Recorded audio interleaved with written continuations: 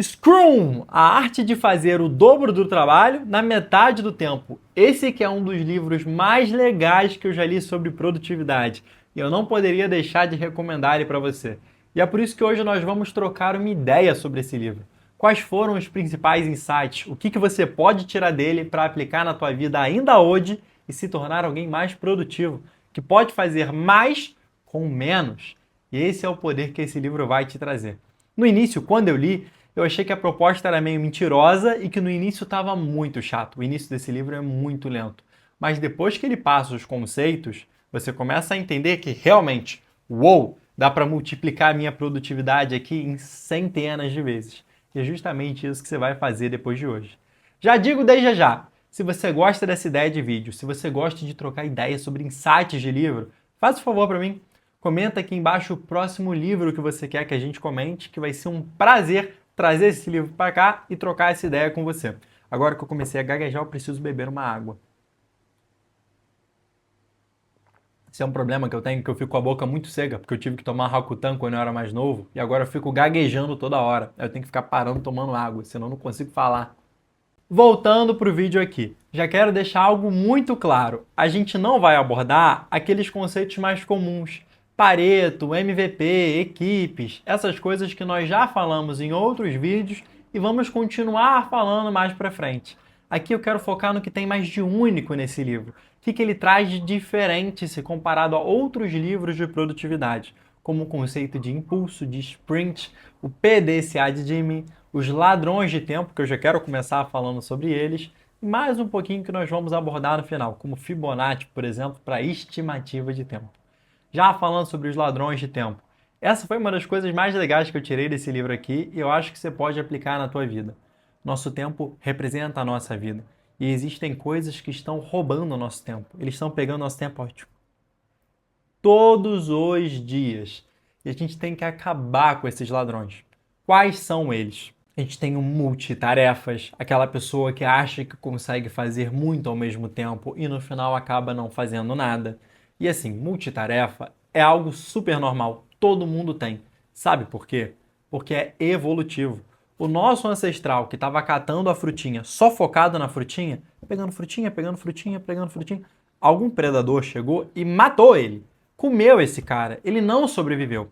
Mas o nosso ancestral que catava a frutinha olhando os arredores, frutinha, frutinha, frutinha, frutinha, esse cara sobreviveu. Porque ele prestou mais atenção, pelo incrível que pareça. O cara multitarefa, que não ficou só focado naquilo, conseguiu sobreviver mais.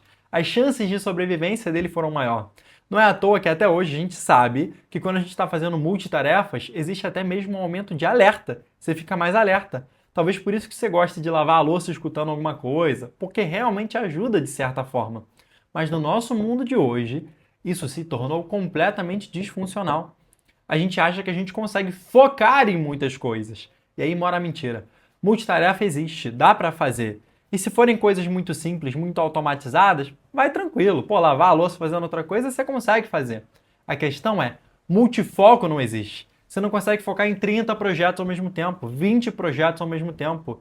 E é isso que o livro traz. Tem gráficos, inclusive. Deixa eu ver se eu consigo achar aqui. Tentar ser rápido para não enrolar muito nisso. O livro está todo marcado também. Aqui. Ele coloca aqui. Porcentagem de tempo disponível para cada projeto e perda causada pela mudança de contexto. Porque se você tem 5 projetos ao mesmo tempo e quer focar em todos, o seu tempo vai ser desperdiçado na troca. Por exemplo, eu estou falando aqui com você, aí eu vou beber água. Aí eu falo com você, aí eu bebo água. Existe uma energia gasta e um tempo gasto nessa troca de foco. Tô aqui, vou para cá. Tô aqui, vou para cá. Tô aqui, vou para cá. Isso é custoso. O livro traz isso pra gente. Com 2 projetos, você desperdiça 20% da energia. Com 5, você já desperdiça 75%. E aí quanto você acha que sobra? 25? 5% para cada projeto. Você tem 5 projetos, você desperdiça 75% da energia.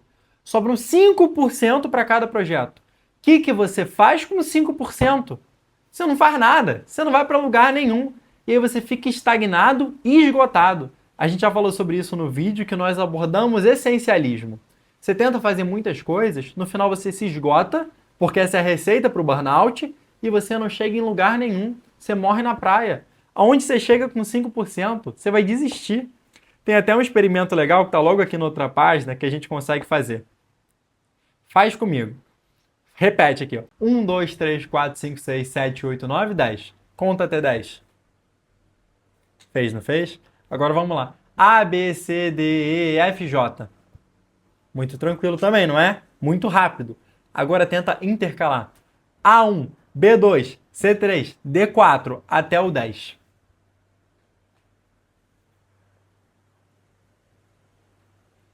Se embolou, né? Pô, eu pelo menos me embolei. Muita coisa. Até hoje eu não consigo fazer. As únicas pessoas que eu acho que eu vi conseguir fazer nisso aqui foram a minha mãe e a minha namorada. Minha namorada não foi de primeira também não. Se eu não me engano, ela se embolou. Mas depois até foi. E minha mãe foi de primeira. Mas ela é fono, então talvez ela tenha um hack nesse sentido. E também tem uma coisa aqui que fala que mulheres têm uma maior facilidade com multifoco, multitarefas. Só que mesmo assim é muito ruim. A chance delas sofrerem um acidente dirigindo e mexendo no celular é tão grande quanto a nossa mexendo no celular enquanto a gente dirige. E sim, a chance aumenta muito se você estiver mexendo no celular. Não é à toa que você toma uma multa gravíssima. Vai dar problema, você vai perder sua carteira. Multitarefa é um dos maiores ladrões de tempo que a gente já tem que, ó, foque em uma coisa de cada vez. E eu sei que é difícil, porque se eu não me engano, da última vez que eu vi, o nosso foco em uma tarefa única não chegava nem a 3 minutos. Era o máximo, assim. 3 minutos focado em uma coisa só é extremamente difícil. Nosso foco é pior do que de um peixinho dourado. E essa é a realidade, a gente tem que se adaptar, jogar com as regras do jogo. Então, perdeu o foco? Volta pra cá. Treina a tua memória de trabalho, melhora a tua atenção, usa o teu foco cognitivo, teu foco visual, vai embora. Vamos fazer dar certo, mas evite multitarefas. Outro ladrão de tempo muito ruim é fazer pela metade. Fazer pela metade é a mesma coisa que não fazer nada. Tu gastou seu tempo, você gastou os seus recursos, a parada está ocupando espaço e o que ela serve para você? Não serve de nada. Você simplesmente perdeu tempo. E depois para você voltar lá, refazer toda aquela estrutura mental que você precisa para completar o projeto, lembrar o que você fez, Deus me livre. Se for fazer, faça de uma vez, não faça pela metade. Usando a mesma lógica, faça bem feito de primeira. Porque se você faz cagado de qualquer jeito, depois você vai gastar mais tempo consertando a cagada. Mais tempo do que você levaria para fazer bem feito. Isso foi comprovado no livro diversas vezes. Se eu não me engano, a comparação foi com fábricas de carros alemães e fábricas de carros japonesas. O tempo que a fábrica alemã levava para corrigir os erros e analisar os erros dos carros era o mesmo tempo que as fábricas japonesas levavam para fazer um carro. Enquanto esse aqui estava corrigindo o erro, esse aqui já tinha feito outro carro. Simplesmente por ter feito bem feito de primeira. Também é um baita ladrão de tempo. Outro deles é, deixa eu conferir aqui, corrigir na hora. Beleza, deu ruim, deu errado, corrige na hora. Não deixa para corrigir depois. Os programadores que identificavam um bug, algum problema no código e deixavam para voltar depois para resolver, demoravam 24 vezes mais do que os programadores que resolviam na hora. O que eu estou falando para você? Que você vai gastar muito tempo se você deixar para resolver depois. Até você voltar, identificar o erro, lembrar do que você precisa resolver, refazer toda aquela estrutura mental, a mesma coisa que eu te falei agora há pouco. Meu Deus do céu, olha quanto tempo você está desperdiçando, quanto tempo de vida. É a sua vida. Vamos valorizar esse tempo. Não faça isso. Viu algum problema? Corrija na hora. Outra coisa, excesso de estoque. Por exemplo, eu estou gravando esse vídeo aqui para você. Vamos supor que depois desse vídeo eu gravasse mais 50. Poxa, tem muitos livros aqui, realmente tem muitos livros aqui na minha frente, você não está vendo, mas tem uns 30, 40 livros aqui na frente. Eu poderia pegar depois desse aqui e gravar falando sobre esses 40 livros. O que ia acontecer? Eu ia ter um excesso de estoque. Seria bom ter esse excesso de estoque para postar aqui no YouTube? Não seria. Por quê? Porque eu não vou postar tudo isso agora e vai ocupar espaço no meu celular. Pode dar problema no armazenamento. Isso já aconteceu antes. Eu gravei demais e tive que apagar. Por quê? Porque eu não tinha mais espaço. O que eu ia fazer com esse vídeo? Tem nem mais espaço no meu drive? Não teria o que fazer. Excesso de estoque é problema. Às vezes as coisas vão mudar, às vezes você nem vai precisar mais disso. Então não faça. Faça o necessário só. Use o necessário antes de exagerar no estoque, antes de continuar indo além. Beleza? Eu acho que esses foram os maiores ladrões de tempo que tem no livro. Eles até colocam coisas como muri, mura e muda, que são formas de desperdiçar o tempo. Um pela falta de planejamento, outra pela ignorância, outra pela inconstância. E eles reforçam algumas vezes que deveria ser um crime desperdiçar o seu tempo. Tua vida tem valor, você tem um propósito, você está servindo a esse mundo. O seu tempo vale, cada segundo conta. Então não desperdice ele com essas coisas. Se for desperdiçar, pelo menos desperdice com alguma coisa mais legal. Não com esses ladrões de tempo que são simplesmente inúteis. Pegamos isso, fechamos os ladrões de tempo. Vamos falar agora sobre um dos conceitos mais úteis desse livro aqui. Esse foi o mais legal, não tem nada que supere isso aqui. E para mim foi o mais legal de todos os livros de produtividade que eu já li. O conceito de ciclos de impulso. É muito maneiro. Já vou te explicar, só deixa eu beber mais uma. Basicamente, quando você coloca uma meta para daqui a um mês, para daqui a um ano, daqui a 6 meses, você fica revisando essa meta. Você fica olhando, caramba, estamos chegando lá, estamos fazendo as coisas certas, a meta mudou. Você não fica. A meta está fixa lá longe e você simplesmente vai buscando essa meta. O que o livro traz é que é, de certa forma, burrice você perseguir essa meta cegamente. Simplesmente botou lá, vai atrás, vamos fazer, faz isso todo dia. Isso não é a forma otimizada. Seria muito interessante que você colocasse metas mais curtas. Você sabe onde você quer estar no final do ano? Então vamos fazer agora metas semanais para que a gente alcance isso no final do ano? E no final de toda semana, vamos parar e revisar o que a gente fez de bom, o que a gente fez de ruim, o que deu certo, o que deu errado, o que a gente pode fazer para ser melhor na semana seguinte. Esses são os ciclos de impulso. Isso aqui multiplica a produtividade de uma forma astronômica, é assustador.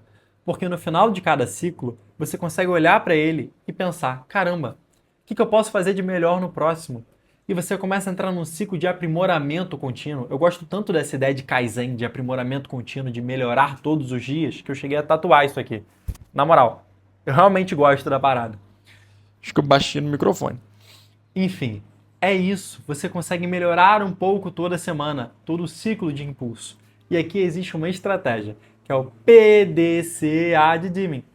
Plan, Do, Check, Act. Perdoe meu inglês, mas o que isso significa?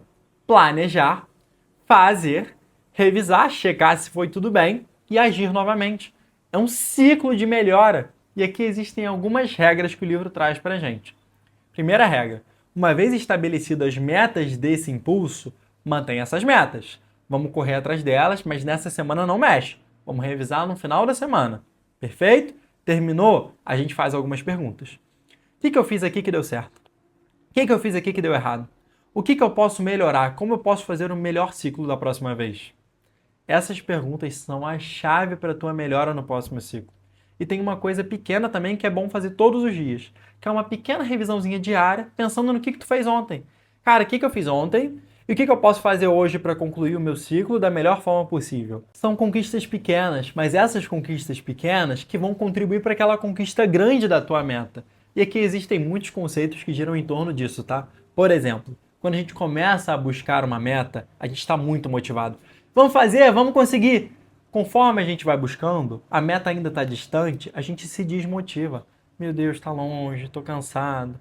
E quando a gente chega no final, estamos quase chegando lá, a gente fica animado de novo. Estamos quase chegando, vamos mais um pouco. É quando a gente vê a linha de chegada, a gente dispara. E quando essas metas estão muito longe, esse vale que existe no meio, entre essa motivação inicial e esse final onde a gente está correndo, é muito grande. Existe um baita vale aqui. Mas se você coloca metas semanais, com revisões diárias e um impulso semanal contínuo, meu amigo, não existe vale. Você começa animado, você termina animado e aí você vai para outro ciclo de impulso animado da mesma forma. E esses ciclos de impulso, eles ajudam até em coisas não relacionadas a trabalho. Por exemplo, eu lembro que foi a época que eu estava estudando sobre higiene do sono. Uma das primeiras coisas que eu vi é que era importante você resfriar para dormir. Beleza. Então vamos testar, vamos dormir sem meia. Testei, porque a gente tem válvulas no corpo. É complexo falar disso, não vamos falar disso aqui não. Mas tentei dormir sem meia. Beleza, para dormir é melhor. Meu corpo consegue resfriar de uma forma mais tranquila. O coração bombeia o sangue quente para as válvulas que nós temos nas extremidades, as palmas das mãos, a parte superior da face e as solas dos pés. Eu resfrio, abaixo 1 grau e meio, consigo cair no sono e permanecer dormindo. Ótimo! Mas e para acordar? Onde eu moro aqui é frio pra caramba. Não tava rolando. Eu não queria botar o pé frio no chão. Chinelo para mim de manhã também não tava rolando. Aí eu coloquei lá no meu ciclo de impulso, no meu guia. Olha, para mim dormir de meia é melhor. Mesmo que eu tenha mais dificuldade para cair no sono, no final para acordar é melhor. E aí eu consigo me expor à luz solar pela manhã de uma forma mais tranquila, mais assertiva e de noite eu acabo dormindo melhor. Foi um ciclo de impulso que eu tive que fazer. Foram testes. E aí, com tentativa e erro e registrando esses acertos e erros, eu consegui ir para frente, consegui melhorar. E hoje a minha higiene do sono funciona muito bem. Pelo menos em 80% dos dias funciona bem. Tem dia que não dá mesmo, não. E aqui já vou deixar algo bem claro para você também. Esse livro tem muito mais do que isso. Se você quiser ler, eu recomendo muito para você que você leia. E se você quiser se aprofundar, entender melhor os conceitos que esses livros têm, não só o Scrum, mas outros livros de crescimento pessoal, o que nós temos sobre ciência, o que eu te falei agora sobre sono, sobre hábitos, metas, motivação, eu não posso deixar de te chamar para fazer parte da UP. O link vai estar aqui na descrição ou no comentário fixado, e ela é o caminho para o crescimento pessoal. Um ambiente com tudo o que você precisa sobre os principais temas, sobre as principais alavancas, para que você tenha resultados exponenciais em todas as áreas da tua vida. E vai ser um prazer ter você comigo lá nesse time. Agora voltando para esse livro aqui. Outras coisas que ele traz. Meu Deus, estou gaguejando muito. Outras coisas que ele traz que eu acho interessantíssimas. Usando aquela mesma ideia do essencialismo, de que menos é mais, ele traz a curva de Maxwell. Deixa eu ver se eu acho essa aqui. Vai achar também. Eu gosto de mostrar essas coisas. Aqui. Tá vendo essa curva aqui? Não sei se dá pra ver direito, não sei se a câmera vai estar focando. Mas basicamente, existe um pico de produtividade dependendo das horas que você trabalha. Fazer mais não é necessariamente fazer melhor. E aqui eles descobriram que o pico de produtividade dessa empresa era por volta de 40 horas. Então, se a pessoa trabalha 40 horas semanais, ela tem a produtividade no talo. A partir de 41, 42, 43, a produtividade diminui. Ela cai. Então, a pessoa trabalha menos para ganhar menos, para fazer menos. O que é um crime, é absurdo. Você está fazendo o cara se esgotar para produzir menos para você. O resultado é pior, porque ele começa a ficar cansado e produz menos no dia seguinte, na semana seguinte, no mês seguinte. Vai acumulando uma dívida. Não rola. E por isso que esse empresário começou a mandar a galera embora até mais cedo. Vai ver Netflix, vai pra praia, vai descansar, dorme bem, curte com a tua família e vem trabalhar depois. Porque o cara não quer você esgotado, ele quer você produzindo, ele quer o resultado. E é por isso que às vezes trabalhar menos é trabalhar mais. Então se você quiser trabalhar menos, talvez vale recomendar esse livro aqui pro teu chefe. Vai que ele lê isso aqui e te manda embora para casa mais cedo. Ou se você é o seu próprio chefe. Eu, na época que eu li isso aqui, eu estava estudando muito. Eu cheguei à conclusão de que talvez, só talvez, eu devesse estudar um pouco menos e conseguir dormir melhor, relaxar um pouco mais e produzir mais. Essa é a verdade sobre produtividade. Menos é mais. A gente precisa canalizar essa energia. Esse é o poder. Se você gostou dessa ideia, também recomendo que você veja o livro que só... O vídeo que nós temos aqui sobre essencialismo, onde nós falamos muito sobre esse conceito de eliminar o ruído, menos é mais, concentre tua energia, diga não. A gente passa até um dicionário de nãos. Como você pode dizer não sem ser um babaca, sem ser um otário e sem que as pessoas te odeiem. Assim você até mesmo cultiva respeito, porque quando você nega as coisas, as pessoas veem que o seu tempo tem valor, você tem algo importante para fazer. Isso não é sobre negar tudo, é sobre negar o ruído. Para finalizar essa ideia de menos é mais, existe uma coisa chamada esgotamento de ego. O que é isso? Significa que, a partir de certo ponto, você está esgotado. E as decisões que você toma são decisões ruins. Sabe um estudo que comprovou isso, que deu mó bafafá lá nos Estados Unidos? Foi o estudo que comprovou de que o maior preditor para um juiz mandar alguém para casa ou não, ou para prender ele, era o tempo da última refeição desse juiz. Se ele tivesse descansado, de barriga cheia, ele ia mandar o cara para casa. E se ele tivesse cansado, de barriga vazia, com fome, cadeia, chilindró, vai preso. Por quê? Porque o juiz sabia disso? Claro que não, nem eles mesmos sabiam. Mas é isso. Quando você está esgotado, você tende a tomar decisões mais duras, decisões mais impulsivas, decisões ruins. E quando você está recarregado com energia no talo, você consegue tomar decisões melhores, direcionar de uma forma mais racional ou até mesmo positiva aquilo que você está pensando. E a última coisa que eu vou trazer para você aqui é a ideia de Fibonacci para estimar o tempo que certa tarefa vai demorar. Primeiro eu vou te explicar aqui o que é Fibonacci, qual é a proporção áurea e depois eu vou te explicar como a gente pode usar ela. Beleza? Vamos lá.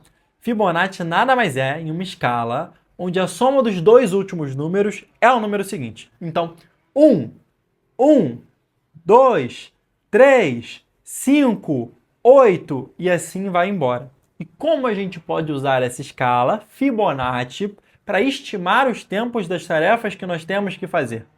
A questão é, quando a gente vai pensar quanto tempo vai demorar, 5 minutos, 10 minutinhos, 30 minutos, 1 hora, a gente erra na estimativa. Então a gente acha que vai demorar 1 hora e leva meia hora. A gente acha que vai levar 5 minutos e leva 30 minutos. Por isso que o Fibonacci entra aqui. Você começa a pensar em tamanhos de roupa. Vamos usar tamanhos de roupa? Melhor. P, M, G, GG. Como assim, Gabriel? Como que eu vou usar isso para estimar o tempo que aquela tarefa vai levar? Você começa a colocar em blocos. Você sabe que você erra muito. Então você pega esses grupos e coloca em blocos. Vai demorar P, vai demorar M, vai demorar G ou vai demorar GG? Assim você consegue ter uma ideia melhor. Mesmo que, beleza, um é Pzinho, o outro é Pzão, ainda é P. Leva como P, tá tudo bem. E assim você consegue ter uma noção melhor, você consegue se planejar melhor. Você tem tantas tarefas G, tantas tarefas grandes, tantas tarefas médias e tantas tarefas pequenas. Na hora de organizar a tua agenda, na hora de planejar o seu dia, esse conceito te ajuda a ter uma noção melhor. Porque senão você bota, vai demorar 5 minutos. Esse aqui 20. Esse aqui 30. Aí eu vou desse para aquele. Não vai dar certo. Vai dar ruim. Você vai se embolar, vai tropeçar e vai acabar sem tempo e sem ter conseguido fazer aquilo que você mesmo se propôs a fazer. Então esse foi o vídeo, eu espero que você tenha conseguido tirar alguns insights legais desse livro aqui, que tem muitas coisas legais. E novamente, caso você queira mais ideias que tem em livros como esse aqui, caso você queira se aprofundar, entender como nós funcionamos, os mecanismos por trás do ser humano, ferramentas, armas poderosas que nós podemos usar, tanto para melhorar a nossa produtividade, quanto para melhorar nossos hábitos, nosso aprendizado, nosso descanso, eu te convido a vir para Up. O link vai estar aqui na descrição ou no comentário fixado e vai ser ótimo ter você lá no time. Espero que você aplique o que eu te trouxe aqui, principalmente os ciclos de impulso e tirar os ladrões de tempo, e te vejo no próximo vídeo.